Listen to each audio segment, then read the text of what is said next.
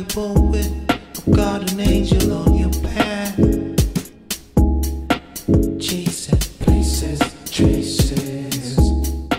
Βρισκόμαστε στο ιατρείο του πλαστικού χειρουργού Πέτρου Σαράκη. Ο Πέτρος είναι ένας από τους πιο γνωστούς πλαστικούς χειρουργούς, νέους σε ηλικία, το τονίζω αυτό γιατί είναι πολύ μικρό σε ηλικία, αλλά κάνει θαύματα. Έχω έρθει λοιπόν εδώ στο ιατρείο του, έχω μαγευτεί από το υπέροχο ιατρείο και από αυτόν τον υπέροχο άνθρωπο, τον οποίο τον έχω γνωρίσει τυχαία πριν από λίγο καιρό, αλλά έχω ενθουσιαστεί πάρα πολύ γιατί ακούω γνωστές και γνωστούς να έρχονται να κάνουν πράγματα επάνω τους, είτε για αισθητικό αποτέλεσμα, είτε και για ιατρικό αποτέλεσμα καθαρά. Ευχαριστούμε πάρα πολύ που άνοιξες το ιατρείο σου μόνο για την κάμερα της εκπομπής μας. Σας ευχαριστώ πάρα πολύ. Με τιμά η δική σας η πρόσκληση για τη φιλοξενία στην εκπομπή σας. Είναι κάτι που αποτελεί τιμή για μένα και είμαι στη διάθεσή σας να σας απαντήσω για οτιδήποτε με ρωτήσετε. Θα ήθελα να σε διορθώσω σε κάτι. Μπορεί να φαίνομαι νέος, δεν είμαι τόσο νέος όσο φαίνομαι.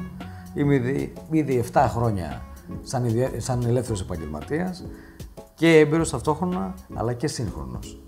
Είναι πάρα πολλές.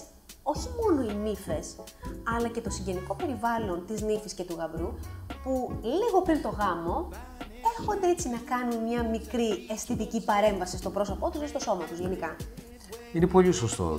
Σε κάθε τέτοια περίπτωση, σε κάποια εκδήλωση που είναι μια εκδήλωση ζωής, έρχονται οι άνθρωποι γιατί θέλουν να έχουν την καλύτερη εμφάνιση που είχαν ποτέ. Θέλουν να φαίνεται και η χαρά τους, να αποτυπώνεται στις φωτογραφίες, καθώς επίσης και στα βλέμματα αυτών που συναντούν, των προσκεκλημένων τους.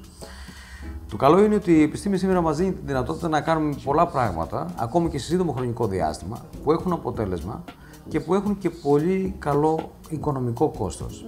Οπότε, πολλές νύφες αλλά και γαμπροί έρχονται ακόμη και ένα μήνα πριν ή και λίγες μέρες πριν για να διορθώσουν κάποια μικρή ατέλεια που έχουν ή για να δείξουν πιο φρέσκοι, πιο ωραίοι, πιο εμφανίσιμοι στη μέρα του γάμου τους. Πλέον η επίσκεψη στον πλαστικό ή στον αισθητικό είναι κάτι που είναι τόσο συνηθισμένο πριν το γάμο, όπως η επίσκεψη για τα μαλλιά ή για άλλα αξεσουάρια. Οπότε, είναι κάτι που συναντάμε πάρα πολύ συχνά και είναι μια μεγάλη χαρά και για μας να συνεισφέρουμε με αυτόν τον τρόπο και στη χαρά ενός ζευγαριού. Και όχι μόνο του ζευγαριού, αλλά και στα πεθερικά και στους υπόλοιπους συγγενείς. Τι είναι αυτό που ζητάνε πιο πολύ οι νύφες να κάνουν στο πρόσωπό τους για εκείνη την ημέρα? Αυτό εξαρτάται από την ηλικία. Αλλά επειδή τα τελευταία χρόνια βλέπουμε ότι οι άνθρωποι παντρεύονται όλο και σε μεγαλύτερη ηλικία. 30 πλάς σίγουρα. 30 πλάς σίγουρα. Αυτό που κάνουμε συνήθως είναι να διώχνουμε τις ρητίδες της έκφρασης, οι οποίες είναι όχι τόσο βαθιές, αλλά σίγουρα υπάρχουν και μπορεί με το μακιγιάζ εκείνες τις μέρες να σπάσει και να φαίνεται πιο έντονα. Οπότε αυτό που προτιμούμε να κάνουμε σε νέες γυναίκες που έχουν ένα μικρό θέμα, μικρό πρόβλημα και δεν έχουν βαθιές ρητίδες, είναι αυτό που ονομάζουμε Botox Light. Είναι δηλαδή Botox σε τέτοια δόση που αφενός μεν αφαιρεί τις ρητίδες, αφετέρου διατηρεί την κινητικότητα και την εκφραστικότητα του προσώπου. Δηλαδή γίνεται στα ίδια ακριβώς σημεία που γίνεται και το κανονικό Botox, γίνεται στο μέτωπο, στο μεσόφρυο, στα πλαϊνά των ματιών. Παρ' όλα αυτά η δόση που χρησιμοποιούμε είναι τέτοια ώστε να απαλύνει την έκφραση, να φαίνεται πιο χαρούμενη, πιο ξεκούραστη, χωρίς όμως να καταργεί τις κινήσεις του προσώπου. Χωρίς να νεκρώνει ουσιαστικά όλο. Χωρίς να νεκρώνει το πρόσωπο.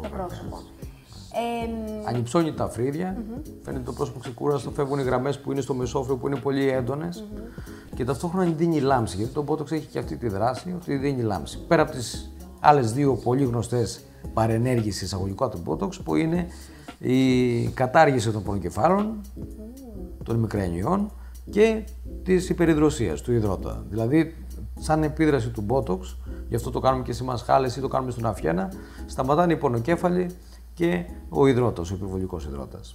Όταν κάνει κάποια γυναίκα ή κάποιος άντρας Botox, κάθε πότε πρέπει να κάνει, δηλαδή πώς ξέρει τη συχνότητα που πρέπει να κάνει?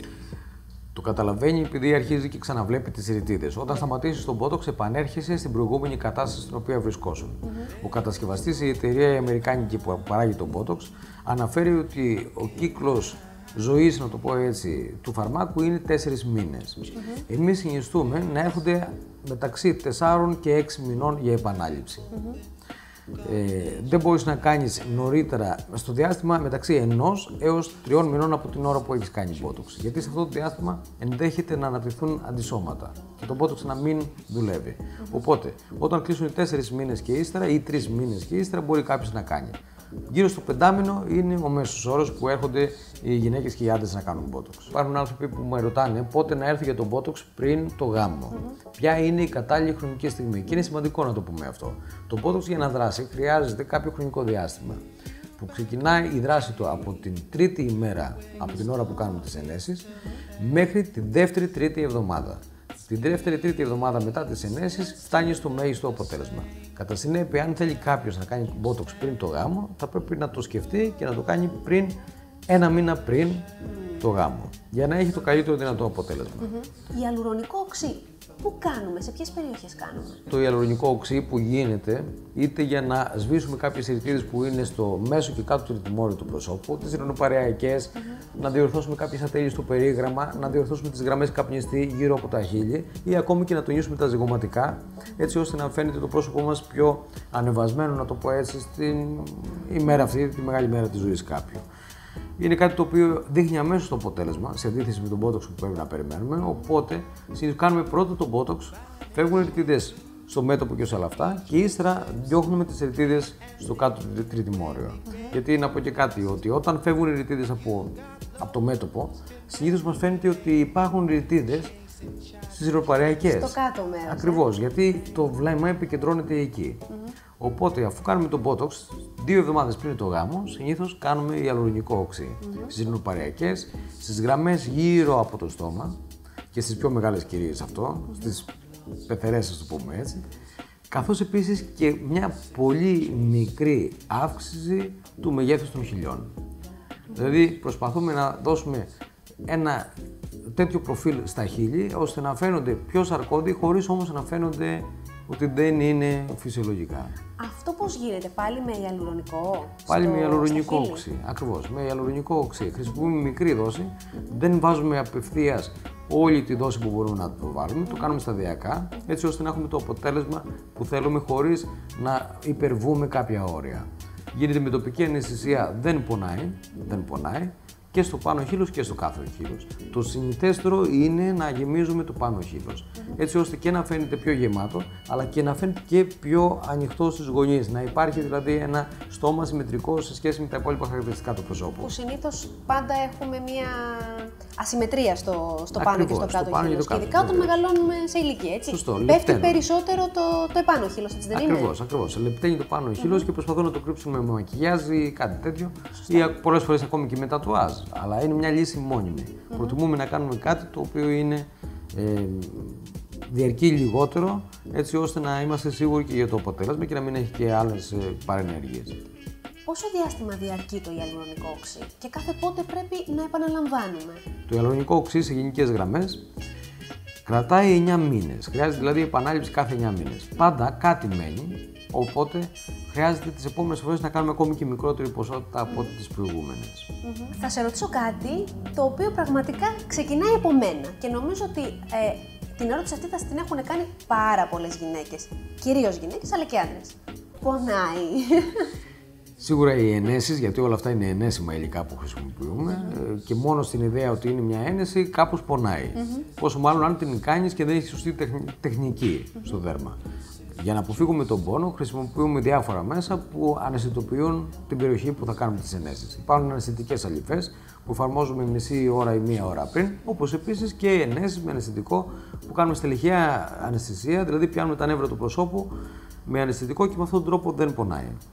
Γι' αυτό και στα χείλη μπορούμε να κάνουμε άνετα ιαλουρονικό οξύ, αλλιώς θα πονούσε πάρα πολύ. Με τη μύτη τι γίνεται, πώς μπορούμε έτσι λίγο να τη γλυκάνουμε, έστω για λίγο? Η μύτη κάποιας ή κάποιου προς το πλάι μπορεί να έχει κάποια καμπουρίτσα ή κάποια εμβάθυνση στη ρίζα της μύτης. Οπότε με αυτόν τον τρόπο γεμίζουμε με ιαλουρονικό οξύ την περιοχή εδώ και φαίνεται η μύτη πιο ίσια. Είναι ένα αποτέλεσμα που δεν διαρκεί βέβαια πάρα πολύ, αλλά παρόλα αυτά για εκείνες τις ημέρες θα δείξει πάρα πολύ ωραίο. Πρέπει να σε αγαπάνε πάρα πολύ οι γυναίκες. Πρέπει να είσαι ο άνθρωπός τους. Είμαι ο αγαπημένος γιατρός τους, η αλήθεια είναι, βέβαια. Τι ηλικίες κάνουν botox, ιαλουρονικό και όλα τα υπόλοιπα. Βλέπουμε καθώς περνάνε τα χρόνια όλο και νεότερες ηλικίες να έρχονται και να εμπιστεύονται τον πλαστικό χειρουργό. Γιατί ξέρουν ότι θα δουν αποτέλεσμα. Σαν οικονομικά μέσα, να το πω έτσι, μπορεί να στοιχίζουν κάποιες θεραπείες λίγο παραπάνω από τις αισθητικές ή από τις κρέμες, αν τις πάρεις μία-μία. Στην πραγματικότητα όμως είναι πιο οικονομικά γιατί έχουν διάρκεια σε βάθος μηνών και έχουν και αποτέλεσμα τέτοιο που δεν μπορεί να δώσει κανένα άλλο προϊόν.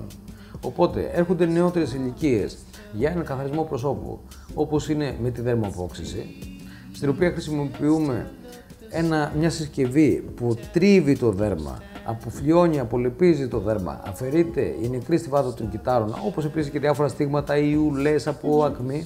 Οπότε έρχονται ηλικίες 17-18 και μπορεί να φτάσει όσο θέλει κανείς. Για το Botox, τώρα πια όταν βλέπουν τις πρώτες ρητίδες ή όταν βλέπουν ότι έχουν κάποια υπερβολική έκφραση που θα οδηγήσει σε ρητίδες, έρχονται και άντρες και γυναίκες πριν ακόμη τα 30 και αρκετό καιρό πριν. Υπάρχουν άνθρωποι που έρχονται από τα 22-23. Υπάρχουν άντρες επειδή έχουν πολύ δυνατούς μύες στο μέτωπο που έρχονται για να τους κάνουμε Botox ώστε να μαλακώσει η εμφάνισή τους, να μην φαίνεται κάπως αγριεμένη.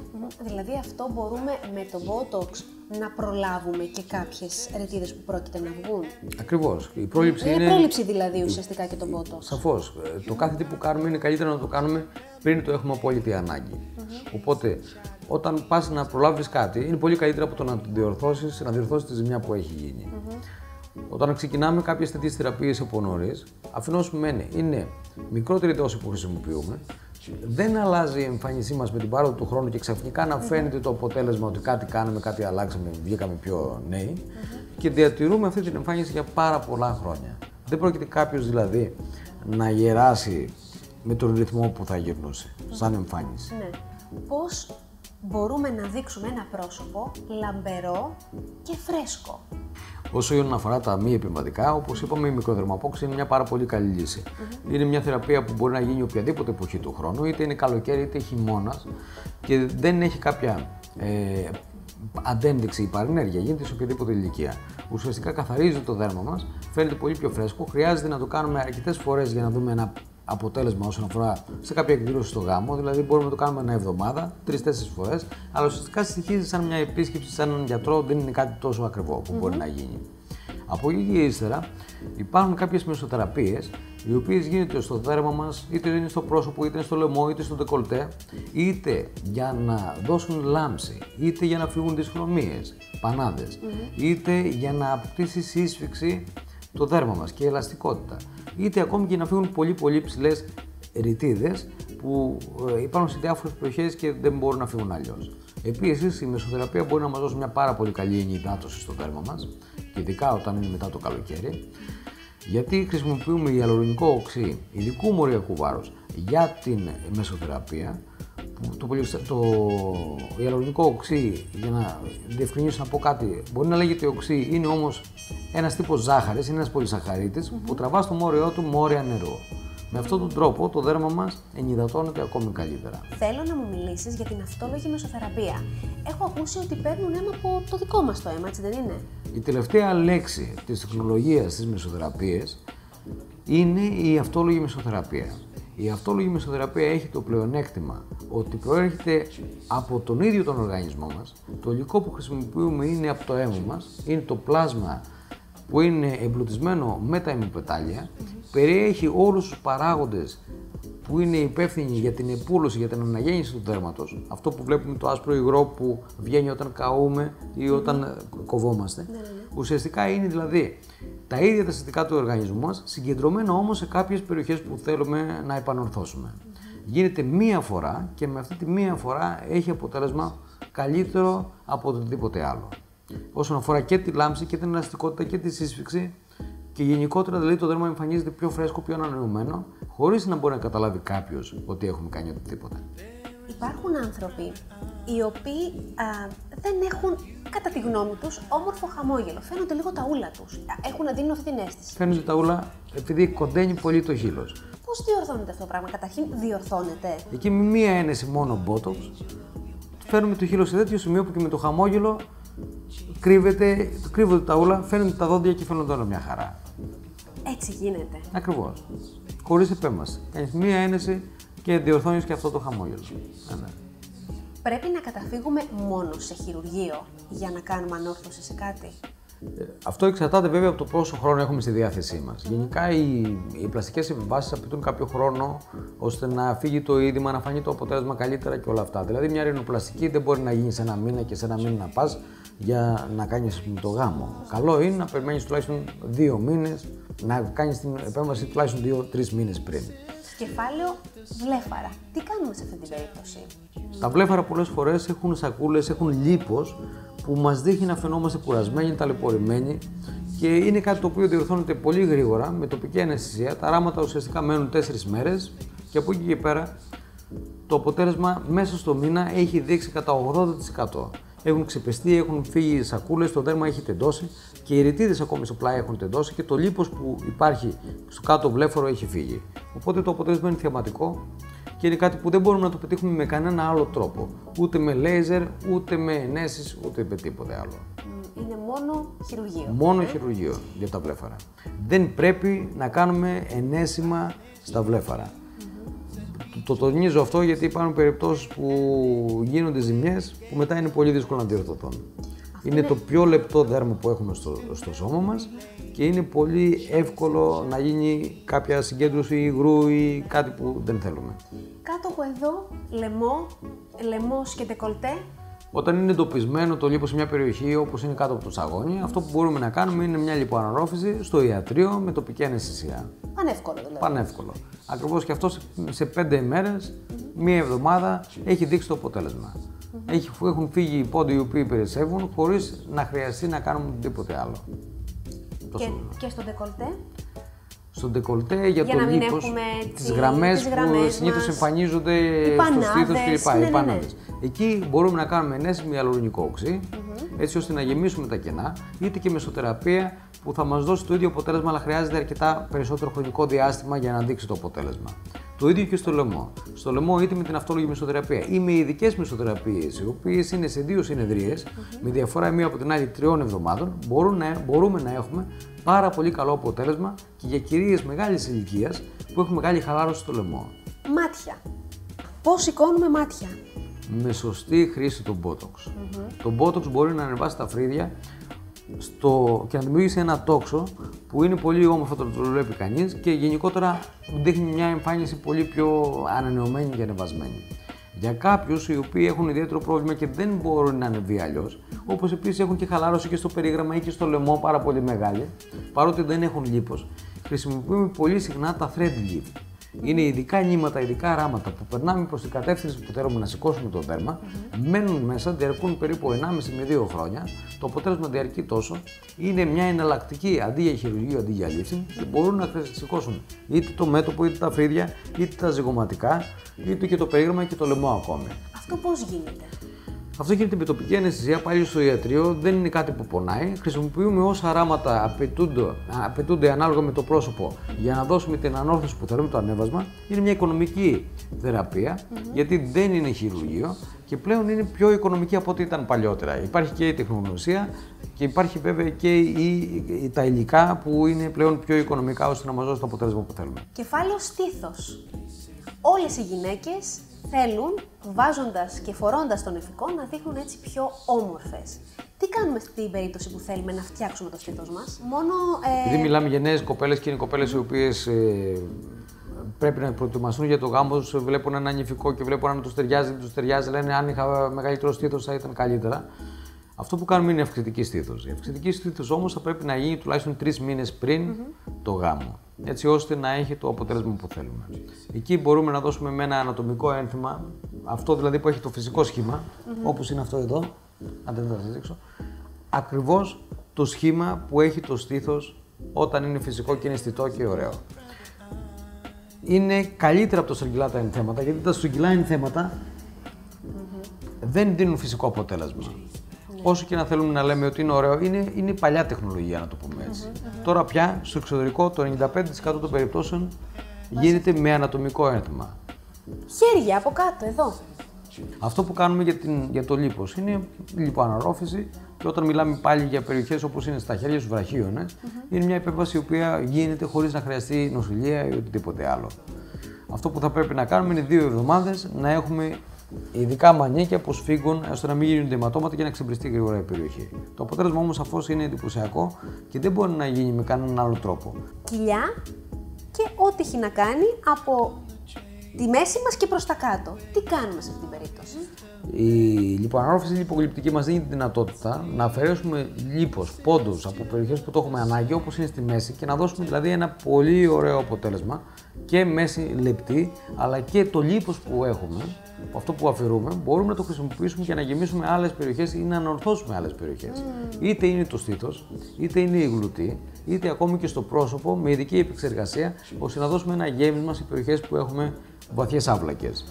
Οπότε, με τη λιποαναρρόφηση μπορούμε να πετύχουμε και άδειασμα των περιοχών που είναι προβληματικές, αλλά και γέμισμα άλλων περιοχών. Δηλαδή, στα πόδια μπορούμε να κάνουμε μόνο λιποαναρρόφηση? Στα πόδια υπάρχει λιποαναρρόφηση, υπάρχουν άλλες τεχνικές οι οποίες είναι για τα αγγεία, δηλαδή υπάρχουν περιπτώσεις που υπάρχουν ευρυαγγείες και όταν θέλει κάποια γυναίκα να φορέσει κάποιο κοντό δεν μπορεί, γιατί φαίνονται τα αγγεία πάρα πολύ έντονα. Οπότε σε αυτές τις περιπτώσεις κάνουμε είτε σκληροθεραπεία, με μια σκληρητική ουσία που ενχέεται μέσα στο αγγείο, με αποτέλεσμα το αγγείο να εξαφανίζεται, είτε λέιζερ, εφόσον ο καιρός το επιτρέπει, έτσι δεν μιλάμε για καλοκαίρι, που χτυπάμε τα αγγεία και με αυτόν τον τρόπο εξαφανίζονται. Πώς νιώθουν οι γυναίκες και οι άντρες μετά από μια έτσι αισθητική παρέμβαση? Είναι πολύ χαρούμενες, πολύ ευτυχισμένες, με καλούν στους γάμους τους, γενικότερα νιώθουν το όνειρό τους να γίνει πραγματικότητα. Και είναι πάρα πολύ ωραίο όλα να είναι στην εντέλεια και πάνω απ' όλα το ζευγάρι. Μπορεί να πάρεις ένα πολύ ωραίο κουστούμι ή ένα πολύ ωραίο φόρεμα, αλλά αυτό που έλεγε ο Αρμάνι, σαν παροιμία, ότι δεν υπάρχει καλύτερο ρούχο από ένα ωραίο σώμα. Οπότε όταν φέρνεις το σώμα σου, το πρόσωπό σου, οτιδήποτε άλλο, ταιριάζει απόλυτα και είναι πιο ωραίο. Γιατρέ, σε ευχαριστούμε πάρα πολύ. Οπότε όσες ή όσοι ενδιαφέρεστε όχι να αλλάξετε, αλλά να ομορφύνετε περισσότερο το πρόσωπο ή το σώμα σας, απευθυνθείτε στον Πέτρο Σαράκη, τα τηλέφωνα τα βλέπετε ήδη στις οθόνες σας, για να κάνει το όνειρό σας πραγματικότητα. Ευχαριστούμε πάρα πολύ. Ευχαριστώ πολύ.